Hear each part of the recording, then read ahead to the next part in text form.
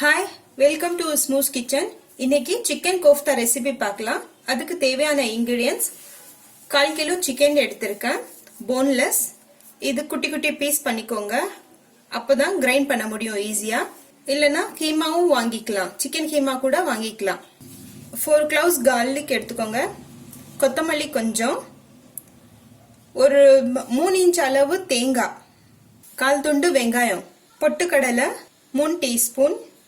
गरम मसाला 1/4 टीस्पून, उप्पु தேவையான அளவு, ரெட் சில்லி பவுடர் 1/2 டீஸ்பூன், மஞ்சள் பொடி 1/4 டீஸ்பூன், தனியா பொடி 1/4 டீஸ்பூன். பாருங்க கிரைண்ட் பண்ணிக்கிட்டேன். நல்லா ஃபைன் பேஸ்டா கிரைண்ட் பண்ணிருக்கேன். ஃபர்ஸ்ட் மசாலா கிரைண்ட் பண்ணிக்கோங்க. அதுக்கு அப்புறம் சிக்கன் ஆட் பண்ணி கிரைண்ட் பண்ணுங்க. அப்பதான் நல்லா மசாலா மிக்ஸ் ஆகும். எல்லாமே சேர்த்து ஒரே அடியா கிரைண்ட் பண்ணிட்டீங்கன்னா அதுல பொட்டுக்கடை எல்லாம் அப்படியே நிக்கும். நல்லா இந்த மாதிரி பேஸ்ட் பண்ணிக்கோங்க. தேவைப்பட்டா கொஞ்சம் தண்ணி ஆட் பண்ணி கிரைண்ட் பண்ணிக்கலாம்.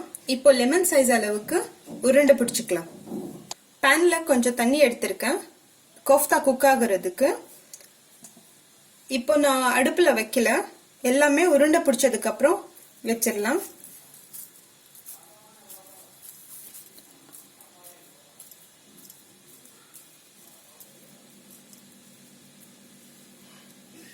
நல்ல ரவுண்ட் ஷேப் கொடுத்துருங்க.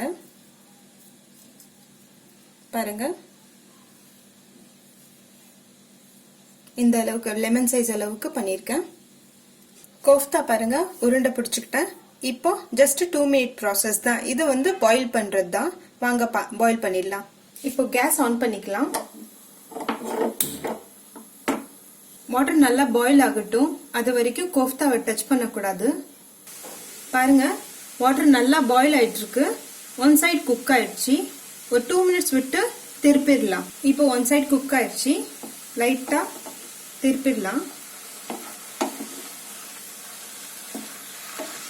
மட்டனுக்கும் சேம் ப்ராசஸ் தான். சேம் மசாலா சேம் ப்ராசஸ் தான்.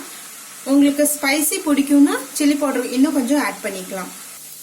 தண்ணி ஃபுல்லும் ட்ரை ஆகுற வரைக்கும் குக் பண்ணணும். அப்படியே ஸ்நாக்ஸ் மாதிரி சாப்பிட்றதா இருந்தா ஆயில் போட்டு ஃப்ரை பண்ணிக்கலாம். இல்லனா இதே குழம்பு பண்ணிக்கலாம். தண்ணி நல்லா ட்ரை ஆயிடுச்சு.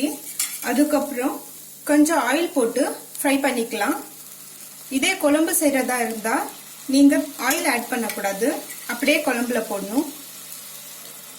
பாருங்க இந்த மாதிரி கோல்டன் ப்ரௌன் பண்ணிக்கோங்க. நான் சொன்ன இன்கிரிடியன்ஸ் நீங்க கரெக்டா ஆட் பண்ணீங்கன்னா கோஃப்தா உடையாது. பாருங்க ஈஸியா நான் வந்து ஃப்ரை பண்றேன். இப்போ சர்வ் பண்றதுக்கு ரெடி ஆயிடுச்சு. கோஃப்தா சர்வ் பண்றதுக்கு ரெடி ஆச்சு.